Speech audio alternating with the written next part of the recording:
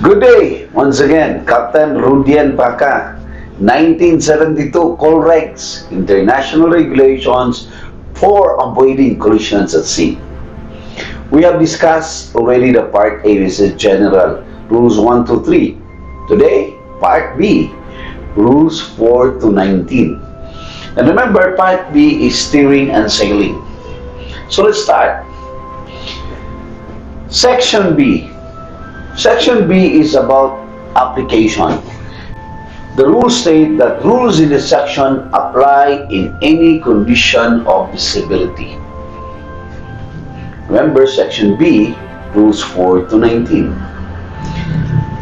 Rule number 5, lookout. Every vessel shall at all times maintain a proper lookout by sight, by hearing, as well as all available means appropriate in the prevailing circumstances and conditions, so as to make a full appraisal of the situation and the risk of collision. Look out. You know, when you are sailing at sea or in the middle of the ocean, we used to have lookout. It's either an able-bodied seaman, on some Norwegian vessel or Japanese, you'll have an OS. Lookout is always together with the officers, round the clock. Remember? Next, safe speed. Every vessel shall at all times proceed at safe speed so that she can take a proper and effective action to avoid collision and be stopped within a distance appropriate to the prevailing circumstances and conditions. So rule number 6 is about safe speed, meaning we have to adjust our speed so that we can take a proper and effective action to avoid collision. Not so fast. You have to analyze the prevailing situations to avoid collision, and so that you can stop. Remember, we don't have a brake on board the ship. The ship has no brake. There should be a stopping distance for you to analyze. We will discuss that later. The ship's characteristics. When you stop the engine, what would be the probable calculations that you would, or probable distance that you would stop. And this is related to what we call safe speed.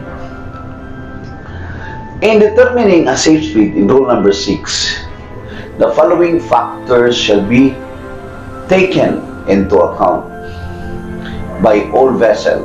Number 1, the state of visibility. Is it foggy? Is it clear? The weather conditions.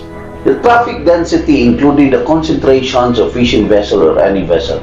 If you go to Japan, the traffic density, especially the fishing vessel on the Japan Inland Sea, and it will be your duty as an officer, you will be surprised. It's just like lights in the city, and the distance you could actually call your captain and tell him, it seems there is no way we can pass. But as you go nearer and nearer, you can find ways where you can pass. And the next is the maneuverability of the vessel with special reference to stopping distance, which I have discussed, and the turning ability in the prevailing conditions. For example, the prevailing conditions is so windy and or you're against the current, you have the maneuver characteristic of your vessel with special reference to stopping distance. You must adjust your speed. Again, the traffic, the state of visibility, you shall determine your safe speed through these factors by all vessels. Next, at night, the presence of a background light, such as the shore lights or the back scatter of moonlights. Yeah, you can also refer this as your reference in determining the safe speed. The state of the wind is windy, is strong. The force, the sea and current, and the proximity of navigational hazards. How far are you from the shallow water? How far are you from the shore? How far are you from the wreck? This is one of the factors that you have to determine the safe speed. The draft and in relation to available depth of water, or you're a deep draft vessel. In relation to availability, you have to consider your sea speed. You cannot just run in a full speed with a deep draft vessel in a shallow water.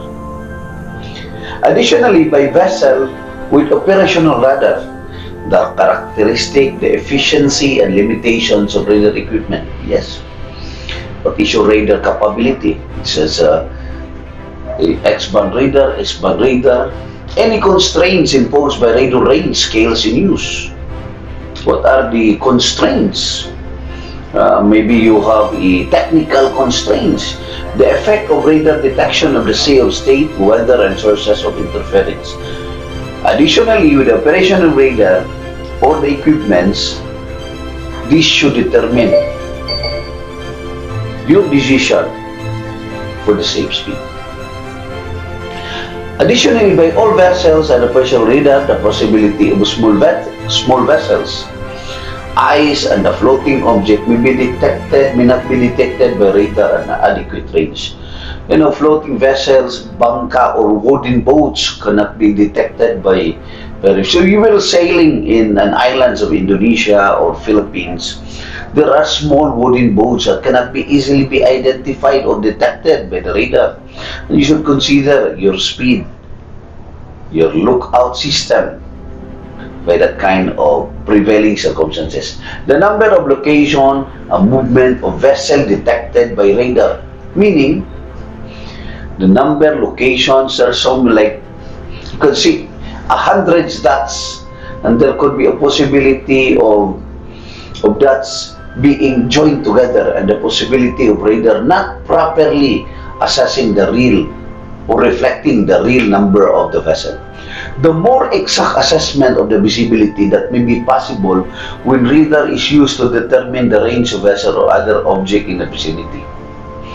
Radar assessments, once again, will determine the safe speed. Rule 7. Risk of collision.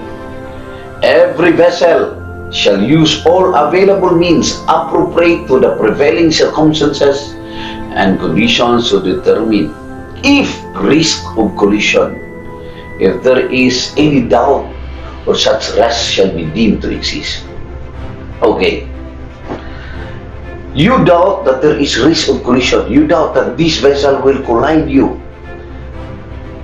You assume that there is a risk so that you can take the necessary action. The presence of doubt would make you assume that there is a risk of collision. B. On Rule 7, proper use shall be made on radar equipment if fitted and operational, including long-range scanning to obtain early warnings of collision and radar plotting of equivalent systematic observation detected objects. Of course, you must employ the full utilization of your radar, in full operational function of the radar, so that you can use to determine the risk of collision. C or Charlie, assumptions shall not be made on the basis of scanty information, very small information, and you make your decision right away. Please don't verify, double check, especially scanty radar information, especially electronic information. We always say it's better safe than sorry. Risk of collision, delta. In determining if risk of collision exists, the following consideration shall be made among those taken account.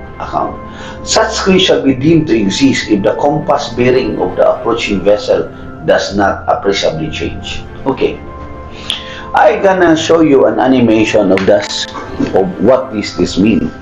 So such risk of animation. Okay, such risk of animations, such risk of collision exists when the compass bearing. So what do you mean by compass bearing? So, for example, this one, the risk of collision exists because the compass bearing, first compass bearing, second compass bearing, does not change, there is a risk of collision. This is what the Rule 7 is talking about, and it is clearly made on the animation. Second, such risk will sometimes exist even with an appreciable bearing changes, even particularly when approaching a very large vessel or a tow vessel, when approaching a vessel at close range. Okay. Even though the bearing change, it still exists if it involves large and huge vessel.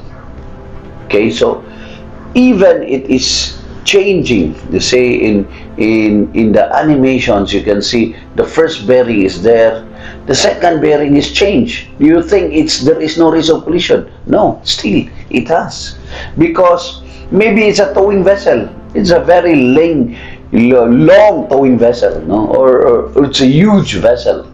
And the radar sensor is situated only in the front, no? So there's always a risk of collision.